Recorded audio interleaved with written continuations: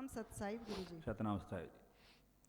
गुरुजी, आज के दिन जैसे आपने बताया कि सूर्य अपने पुत्र को मनाने के लिए जाता है, वैसे ही आज के दिन सास जो है रूठ कर पड़ोसी के घर जाकर बैठ जाती है और बहू कुछ महिलाओं को लेकर उसे मनाने के लिए जाती है।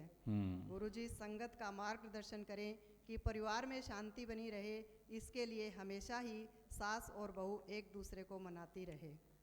देखो, ये शांति का सद्भाव का पर्व है। आजकल ऐसा नहीं है, बहुत कम हो गया, पहले था। क्योंकि किस पड़ोसी के जाएगी? सास पड़ोसी से क्या रहती है? नाराज।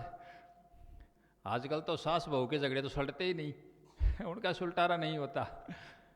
अब पड़ोसन से तो ठीक से मेल मिलाप नहीं है, तो शायद कम जाए, कम ही जाती होंगी।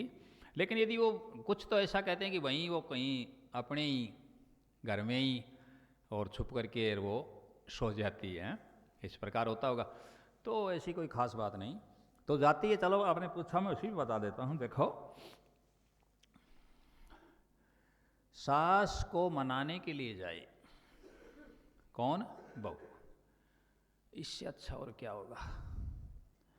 एक वर्ष में एक बार मौका मिलता है सास को रुष्ट होने का और बहू को मनाने का, तो परंपरा तो अच्छी है, मनाना चाहिए।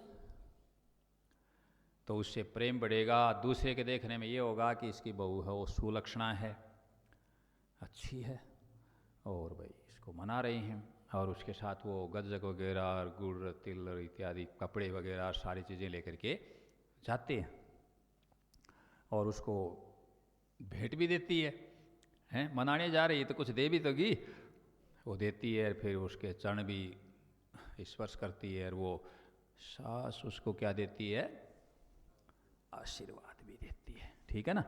देना भी चाहिए, तो ऐसा होना चाहिए। और ये परंपरा अच्छी है। किसी को रुष्ट करने की बजाय, रुष्टाने की बजाय उसको मनाने की यदि परंपरा है तो वो अच्छी है, बहुत अच्छी बात है। तो इससे ये प्रेरणा मिलेगी कि हमें सद्भाव को घर में, परिवार में प्रेम को बनाए रखना चाहिए। और बुजुर्गों के प्रति, सास ससुर के प्रति हमारा क्या होना चाहिए? सम्मान होना चाहिए। सतनाम सत साई।